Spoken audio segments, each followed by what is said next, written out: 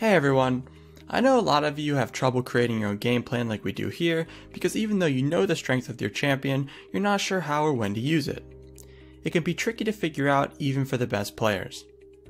In this video, we're going to analyze a perfect example of this as Faker playing Jace takes advantage of the enemy Echo's game plan and turns it against him to win lane at level 1. Alright, let's break down the matchup.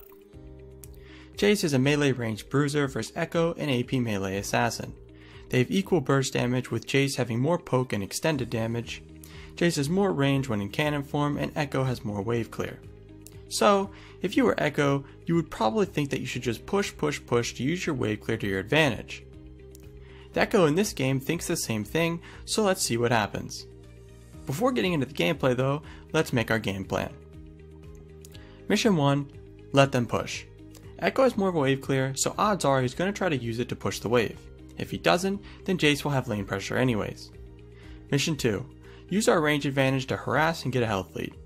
Since Jace has more range in cannon form and Echo will be using his abilities on the wave, it should be easy to get a health advantage.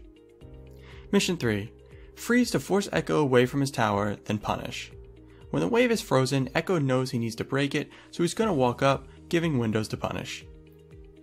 Alright, let's get into the gameplay.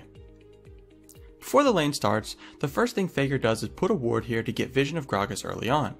If Gragas starts red, he has the potential to level 2 gank. He walks into lane now, and Echo starts mission 1 for him by using Q on the wave as expected. This is actually where Echo digs his own grave. Echo is thinking that he wants to get lane pressure and a level advantage by pushing the wave with his wave clear advantage, but the problem is he's going versus Jace, a lane bully like Pantheon, Yasuo, or Syndra. Faker is going to take advantage of this mistake to the fullest, so let's see what happens. He walks right up to Echo and starts mission 2 with auto attacks. Echo walks up to him thinking that his minions will win the trade for him, which would be true if Jace wasn't an AD champion. Also, Faker stays in cannon form instead of going into hammer form to use Q. If Echo procs his passive, it'll also proc his electrocute, giving him a nice chunk of damage. Echo misses his Q, which gives Faker the green light to keep harassing like this. Now Echo is forced so far away from the wave that when Faker goes for this next bit of harass, the minions don't even aggro him. Echo walks up and uses his Q to grab these 2 CS. This is a perfect example of why Echo's game plan can't work when versus lane bullies. Echo can't even get close enough to the wave to hit the whole thing with his Q, so it's impossible to break the freeze that Echo gave Faker from throwing his Q at level 1. Faker backs off now for 2 reasons. First of all, the second minion wave is arriving, so if he stays here, the whole wave will aggro him and do a lot of damage to him. And secondly, Camille is here looking for a level 2 gank because the wave is pushing to Faker and Echo's half health. So Faker backs up, making Echo think he's safe. Also, look where Faker goes in the lane. He moves to the other side to make Echo also swap sides, being closer to Camille.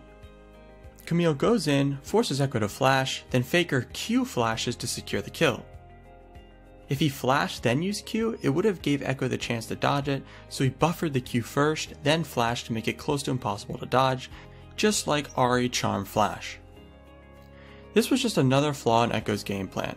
Echo knows he's versus Camille, who is notorious for level 2 ganking. He didn't ward for her like Faker did, and it sets Faker up for first blood. After he gets the kill, he goes to recall because the wave is pushing to him, so theoretically he could recall and come back to a big wave denying Echo CS. But he cancels his recall.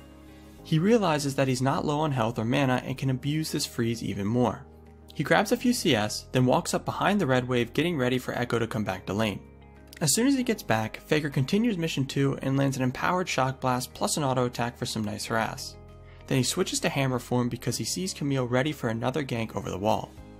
Camille slingshots over and Faker finishes him off. Honestly, League is such a crazy game because such small decisions can make or break your lane. Echo using Q at level 1 is the most obvious one, but if we look at when Faker decided not to recall, let's say he does recall here, which is what I would have done, since the wave would push and would deny CS from Echo, giving him a free base. But when he got back to lane, the wave would have been huge and almost on his tower, and Echo would have got back to lane before him, and would have been able to break the freeze. Faker realized this, and his jungler helped him punish it even more. And I'm sure you're wondering, how is Echo supposed to prevent this? He's just getting camped, there's nothing he can do. Don't worry, we will go over this soon, so stick around.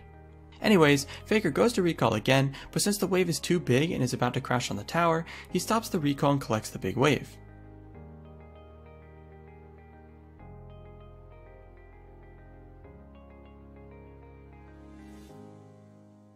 After clearing it, he's level 3, with Echo still level 1. And since the wave is this close to his tower, Echo is forced to be this far up in the lane to try and get some experience, leading Faker right into mission 3. He starts with Hammer Form and uses it to close the distance, then uses E to push Echo away before he can proc his passive, then switches to Cannon Form to finish the trade, dropping Echo to 40% health. Faker continues to zone since he has a 3 level lead, but the wave is pushing back to Echo now though, so he should be able to get some experience soon. Faker backs off to collect his own CS, and the Predator alert goes off, meaning Gragas is looking to gank or relieve some pressure. Camille comes for the counter gank, with Fiddle heading over as well. Before this play even happens, I can already tell you this is a huge mistake from Gragas to come anywhere near mid. Jace is 2 levels up on Echo, but even if they were even, Jace is so much stronger than Echo this early in the game. If Camille counter ganks, they lose 2v2 hard, so Gragas shouldn't be looking to make any plays around mid. Anyways, Camille ends up almost solo killing Gragas, with Faker and Fiddle killing Echo for the 3rd time now. He finishes pushing in the wave, then recalls. When he gets back to lane, the wave is pushing back to him so he can pull the wave from hitting the tower and start his freeze again. He puts a pink in the brush as someone else already has one on his bottom side. He's basically giving Echo no way back into the game, as it has to come from a gank. The wave is set up for mission 3, so he walks straight at Echo and goes all in just like before. He ends up missing his shock blast, which would have killed him, but he still dropped him to 15% health. Echo is forced to recall now, so Faker shoves in the wave to deny some more experience in gold, then recalls himself. The lane has been over for a while now, so we're not going to go any further, but for those wondering what Echo could have done in this game, it's actually really simple. All Echo had to realize was, Jace is really strong early game and has Camille, a jungler that excels at early ganks, especially at level 2. So he should have just let Jace push, gave up whatever CS he needed to get to the point where he could clear the wave with 2 Qs, which is around level 5, 6, 7, then look to roam. He would have prevented all of these deaths just by not using his Q at level 1. Anyways, let's do a quick recap before closing this one out. As soon as the lane started, Echo made a crucial mistake by using his Q on the wave, as it was obvious his game plan was to use his wave clear advantage to push. But, since Faker was playing a lane bully like Jace, he went straight in and chunked Echo to 40% health. As the next wave arrived, he backed off and pushed Echo towards Camille, who was looking for a gank and got first blood. He was going to recall, but since he wasn't low on mana or health, he decided to stay and abuse the freeze even more. As soon as Echo got back to lane, he went in for more harass and Camille came over Raptor's wall, giving Faker another kill. After killing him, he still couldn't recall because the wave was really big and would have crashed on his tower. He collects the wave and chunks Echo to 15% health, with Echo still being level 1 to Faker level 4. The wave was pushing to Echo though, so Faker collected his own CS while still being cautious of Gragas at the same time, since Gragas used Predator, which alerted him. Camille and Fiddle came for a counter gank, and they ended up killing Echo again. Faker finally recalls, and as soon as he gets back to lane he freezes, then goes in just like before, chunking Echo out of lane, making him fall even further behind. Alright, that's going to be it for this video. Thanks for watching.